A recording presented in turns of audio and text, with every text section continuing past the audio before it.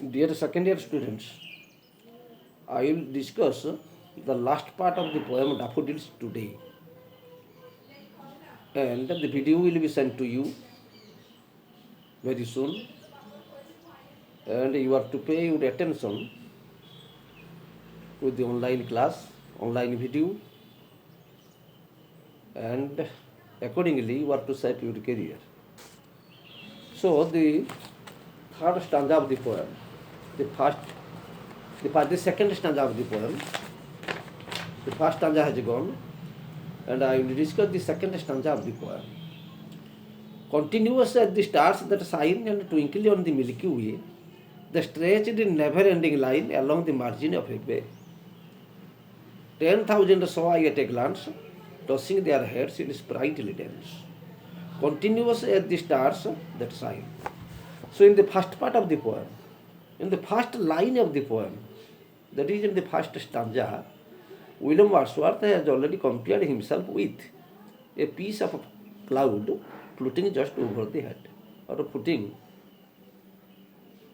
floating in the sky. And here, daffodils have already been compared to the stars found in the Milky Way. So the daffodils, the flowers are shining, glittering, tossing their heads, and they look like the stars on the Milky Way. So that is why in the first line of the poem, first line of the second stanza, William Wordsworth has already given a simile. Another simile is there. The first line of first stanza is a simile, and the first line of the second stanza is also a simile. When daffodils have already been compared to the shining stars on the Milky Way. So Wordsworth says, continuous as the stars that shine and twinkle on the Milky Way, like that, they stretched in never-ending line. So they are also in such a condition, the daffodils are in such a condition that you can compare them with the stars, glittering stars, shining stars on the Milky Way. So that has been done by William Wordsworth. And again, so their line is ever stretched. The line is ever stretched, and the poet's eyes can never reach the end, the last part, the end of the line. That is why the poet wants to say, so they have their never-ending line.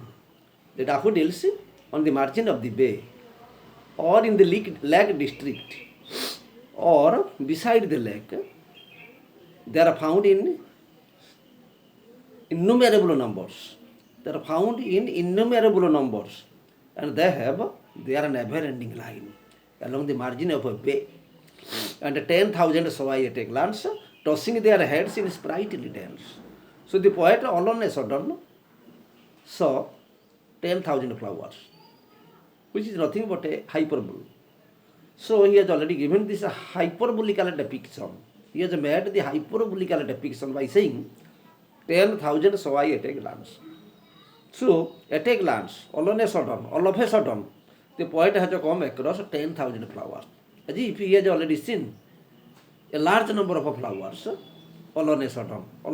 That is why he says that 10,000 saw I at a glance. All of a sudden, he saw 10,000 flowers, and that line suggests a hyperbole. That is a hyperbolical image. So he has already, the poet has exaggerated the thing. And that is why he has already given this hyperbolical image.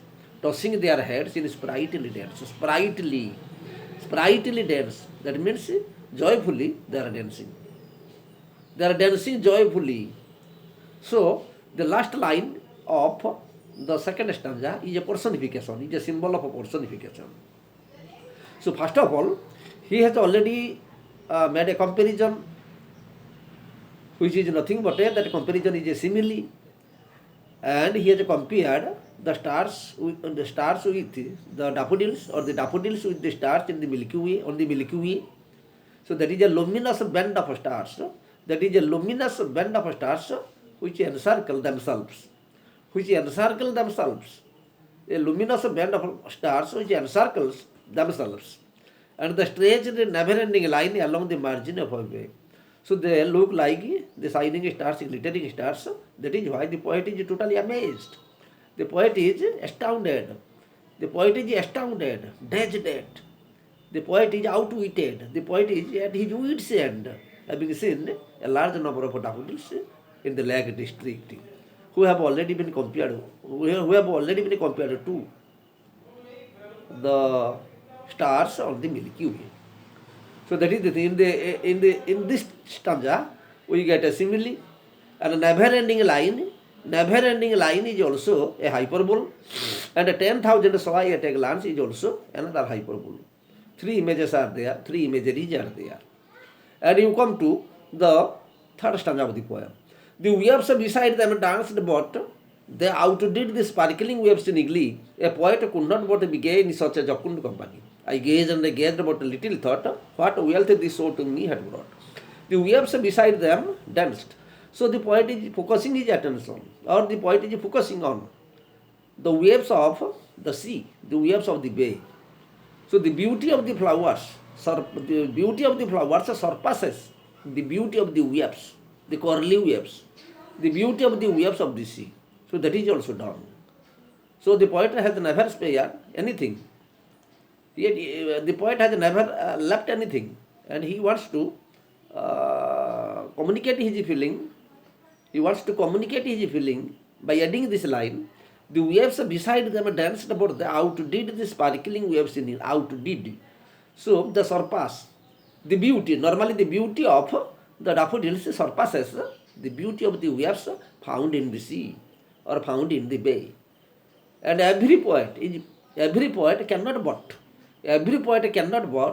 see the beauty and enjoy. Every poet cannot but see the beauty and enjoy. Every poet cannot help enjoying the beauty of the nature, what nature has given, what nature has presented. So that is why the poet is attracted towards the beauty. What daffodils have already given for him, daffodils have already stored for him, daffodils have already given to him. And the waves beside them danced, but they outdid the sparkling waves in that they are the sparkling waves, being surpassed by the beauty of the daffodils, being surpassed by, being defeated by, being vanquished by, being defeated by the beauty of the daffodils. And a poet could not, but every poet could be gay, every poet could be joyous, every poet could get pleasure, sufficient joy, sufficient ecstasy, sufficient supreme pleasure. Only because of that, the poet wants to say, in such a jocund company, every poet will be very happy in such a jocund company, with the companions of the flowers. The poet is happy, no doubt. And every man having poetic mind will be happy. So that is the poet's argument. That is a logical argument the poet has given. That every poet is bound to see the beauty, living his day-to-day affairs, giving a complete go-by to his day-to-day affairs, Every poet will see the beauty what daffodils have given. And a poet could not but be gay in such a jocund company. I gazed and gazed, but little thought. But a little thought. So that is why the poet wants to say that the poet gazed and gazed, as if his blood has been suspended. The motion of blood in his body has been suspended. He is very much with the flowers. His mind is very much with the flowers. He has forgotten the world around him. He has forgotten his own sister Dorudi, who was also present then. He had forgotten. And that is why he is very much close to, very attached to the flowers. So the poet gazed and gazed, but little he thought. He had no thought. While he sing the flowers, the poet had no thought. He did not think at all. Only he was thinking of the flowers and the beauty. Only he was thinking of the beauty of nature. Only he was thinking of the presence of God. Only he was thinking of all these things there in the world of nature. So living the world, day to day world, the humdrum of life. The humdrum of life, the din and bustle of life. Living also here. He has already come to see the beauty of nature. He was standing fast and he was also seeing the beauty of nature, unfathomable beauty of nature. Unfathomable beauty of nature. I gazed and gazed about a little thought, what wealth this so to me had brought. What type of wealth? What type of wealth they have brought for William Wordsworth? So that is a mark of interrogation. That is a mark of interrogation. That is a question mark. What type of wealth which has already been brought by daffodils? What the wealth is? What the wealth? That wealth is the supreme joy. That wealth is the supreme happiness. That wealth is the supreme ecstasy. Ecstasy. That is about the rapture, R-A-P-T-U-R-E. That is about the rapture. That is about the supreme happiness. That is the wealth. Poetic happiness. That is the poetic wealth. Some of the critics have already given their opinion that wealth may be poetic one. The wealth may be supreme. The wealth that is not that is a treasure. That is a treasure. So the daffodils have never given any financial benefit for him. The daffodils have never given any financial benefit for him. But they have already given him supreme joy, supreme ecstasy, rapture, and unfathomable happiness. Unfathomable, immense happiness. These daffodils have brought. So, in the waves beside them danced about they outdid the sparkling waves in glee. So these two lines give the symbol of a personification. That is a figure of a speech. That is a figure of a speech. Personification is there. And in the third line of the third stanza, a poet could not but be gay. It is about happiness, mirth, delight. It is about the happiness. It is about the mirth, M-I-R-T-H. It is about the delight, supreme happiness, supreme pleasure, supreme happiness. So, in the fifth line of the stanza 3, I gazed and gazed. I gazed and gazed, but a little thought. So, there is the symbol gazed and gazed. There is an interruption. That means gazed has interruption. That means there is and in between two gazed. There is and in between two gazed. So, that is called a dicoop. That is called a dicoop. It might have been epizeuxis. I want to say it might have been epizeuxis if there and had been discarded. If the and had been discarded, it would have been epizeuxis. It would have been epizeuxis if the and between two gazed had been discarded, had been removed. But since and is there, it is nothing but a dicoop. And what wealth this so to me had brought. So this is about the supreme happiness, precious and a spectacular sight. The precious and spectacular sight of daffodils, the precious and spectacular sight of daffodils have given him supreme pleasure, supreme joy, supreme happiness, ecstasy and rapture. So this is about the third stanza of the poem. The last stanza, which is very important, that has been recollected in tranquility, I have told you earlier. The last stanza of the poem has been recollected in tranquility. For often when on my couch I lie in vacant or pensive mood, the flash upon that inward eye, which is the bliss of solitude. And then my heart with pleasure fills and dances with the daffodils. So sometimes when the poet was marked on his couch, when the poet slept on his couch, in vacant or in pensive mood, two moods are there. Number one vacant, number two is pensive mood. Vacant mood means thoughtless mood. And the pensive mood means thoughtful mood. It is sometimes a sad mood. So when the poet was lying flat, when the poet was lying flat on the sofa or on that couch, the poet saw the golden daffodils tossing, dancing, fluttering in his inward eye. In his inward eye. And in a vacant or in pensive mood, they flash upon that inward eye. So the poet has given two moods. One is vacant, the second one is pensive. Vacant is a thoughtless mood, and pensive is a thoughtful mood, or pensive is called sad mood. And the flash upon that inward eye, the flash. The flash means they come to his memory. They come to his inward eye. They come to his mind's eye. When the poet is in vacant or in pensive mood. So that has already been told by him that the daffodils are a source of pleasure. Daffodils are a source of pleasure, source of joy, source of happiness, source of supreme happiness. And he sees the daffodils in his inward eye while he lies flat on his couch. And the poet wants to say, and then my heart with the pleasure fills and dances with the daffodils. And when his heart is filled with pleasure, when his heart is filled with ecstasy, when his heart is filled with rapture, it begins to dance. It begins to dance. It begins to dance like those daffodils. It begins to dance. The heart begins to dance just like the daffodils.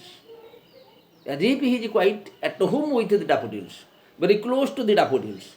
When they suddenly appear, when the flash suddenly appear, when they suddenly appear just before his inward eye, when the daffodils suddenly appear in his inward eye, his heart begins to dance like them. And he is at home with the daffodils. At home with the daffodils. And he has already given, you mark, and dances with the daffodils. That is about the alliteration. The dances with the daffodils. D sound is hard. Last line, the D sound is hard about daffodils. And so many ants are there. So many ants, and then my heart with the pleasure fills, and dances with daffodils. This is about the figure of speech that is called polysyndeton. That is called polysyndeton, a figure of speech.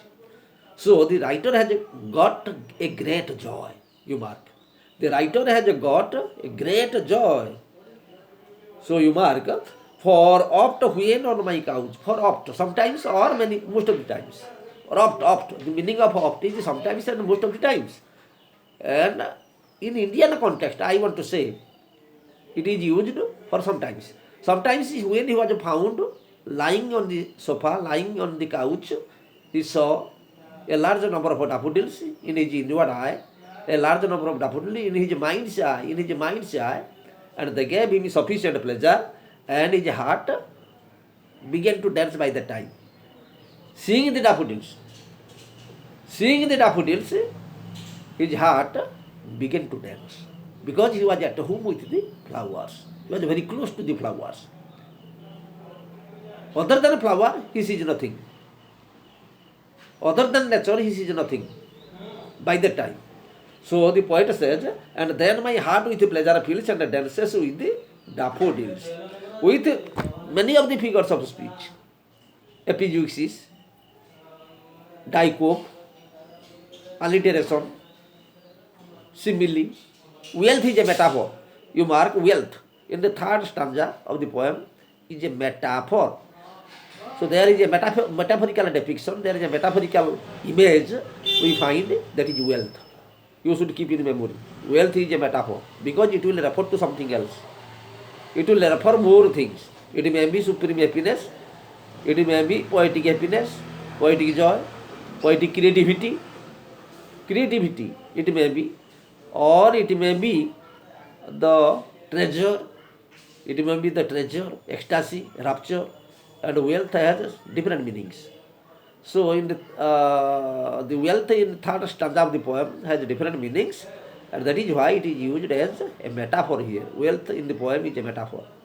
Similes are there, hyperboles are there. Similes, hyperboles, metaphors, alliteration, dicope, epizeuxis, and sometimes when the half repetition is there, you will find that is called anaphora. The half repetition is there. Sometimes a half repetition is there. And then my heart with pleasure speech, and is repeated. That may be anaphora. That may be anaphora. And again, when two ends are there, the use of conjunctions, 2-3 times, the use of conjunctions will give you polysyndeton. That is also a figure of speech. Polysyndeton, a figure of speech. So, the poet is telling about the cosmic wisdom, what he has already got. That is about the cosmic wisdom. Wealth may be the cosmic wisdom the poet is telling about, because they have already given, the daffodils have already given metaphysical pleasure, metaphysical joy, cosmos, cosmic wisdom, cosmic pleasure, cosmic wisdom, divine pleasure. So, which is precious, which is very great, and the spectacular sight cannot be ignored or cannot be unforgettable. That is why they come to him. So he has already heard the song of the solitary girl. That song always rings in his heart, in the lyre of his heart, in the strings of his heart, in the strings of a lyre of his heart. That song is always heard. And likewise, the beauty of a daffodils is always seen in his mind's heart. Because he is a poet of 6 organs, 6 sensory organs. He is a poet of 6 sensory organs, so we cannot ignore. We cannot say, no, we cannot ignore that the poet has no organ. We cannot say that the poet has no organ, extra organ. That he has an extra organ, sensory organ, that is his 6th eye, or that is his mind's eye. That is his mind's ear, extra organ. So, the poet, with all these things, using figures of speech, hyperbolical images, personification, alliteration, simile, metaphor is also there, metaphor, epizeuxis, dicope, anaphora, all these figures of speech are there. But William Wordsworth says that he does not want to include or inculcate these images in his poems. But these images have already come spontaneously. But he willfully, or deliberately, he has never given such imageries. He has never used such imageries in the poem, but automatically they have come. William Wordsworth always uses the language of a common man. And the common men are reflected in his nature. The common men are reflected in his nature. His nature is different from that of others. His nature is different from that of others. His realism is different from others. His romanticism is different from others. So that is why you have to analyze this psychological development that we mark here, the psychological development that we mark here in the poem, and the philosophical idea that is related to the poem, that is associated with the poem, and the spiritual thing which is also found there in the poem, because he has always made a comparison between earth and the sky, earth and the heaven. In the first line, he has compared himself with a piece of cloud, and he is a worldly man. He is on earth. He has compared himself with a piece of cloud floating just over his head. And the stars are compared to the stars on the Milky Way. So this comparison is in between the coordination in between the earth and the sky, earth and the heaven. That is a very close bond. That is a close bond, mystic bond. No one can imagine. So the comparison says that there is a mystic bond in between the heaven and the earth, in between the human beings and God, human beings and gods. and this is a mystic bond, sweet coordination, sweet blending, cosmic blending, sweet blending. This is about the cosmos. Metaphysical world has already been created. A metaphysical world has already been created in the poem. So this much. This is the last part of the daffodils. And thank you all. Thank you all.